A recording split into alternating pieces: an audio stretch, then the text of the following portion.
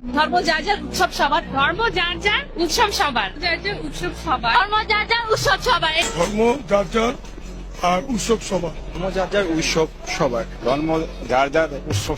আজ পর্যন্ত কোনদিন মুসলমানদের উৎসব শবে বরাত একটা হিন্দু মসজিদে দেখার জন্য আসলো না। মুসলমানদের উৎসব শবে কদর একটা হিন্দু কোনদিন চাওয়ার জন্য আসলো না। মুসলমানদের উৎসব রমজান মাসের রোজা একটা হিন্দু কোনদিন তোমার সাথে সমাজ করার জন্য রাখলো না। একটা হিন্দু কোনদিন তোমার ঈদের নামাজে আসলো না। একটা হিন্দু কোনদিন তোমার সাথে জুমার নামাজে অংশগ্রহণ করলো না, তোমাকে দেখার জন্য পর্যন্ত আসলো না। তার কারণ হলো হিন্দুরা মনে করে এটা মুসলমানের উৎসব, আর তুমি মুসলমান হইয়া হিন্দুর দুর্গা পূজায় কিভাবে গেলা? তোমার কি হয়ে গেল? তোমার কি লজ্জা শরম তুমি ধুয়ে ফেলে দিয়েছো? তোমার কি কোনো লজ্জা শরম নাই?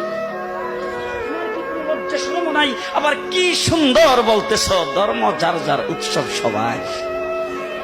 হাই হাই হাই, ও মুসলমান যুবকেরা ভালো করে শোনো, ধর্ম যার যার উৎসব সবার, তাইলে বিয়া যার যার বউ তো সবাই। জি, বিয়ে যার যার বউ সবার, পুষ্কুনি যার যার মাস সবার, গাছ যার যার ফল সবার, ক্ষেত যার যার ফসল সবার, দোকান যার যার মাল সবার।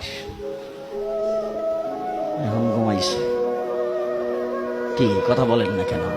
তাহলে আমার দোকানের মাল যদি আমার হয়, আমার ক্ষেতের ফসল যদি আমার হয়, আমার গাছের ফল যদি আমার হয়, আমার গাছের নারিকেল যদি আমার হয়, আমি বিয়ে করলে বউ যদি আমার হয়, মুসলমান আমার পুষ্কুনির মাছ যদি আমার হয়, তাইলে ধর্ম যার উৎসব তার।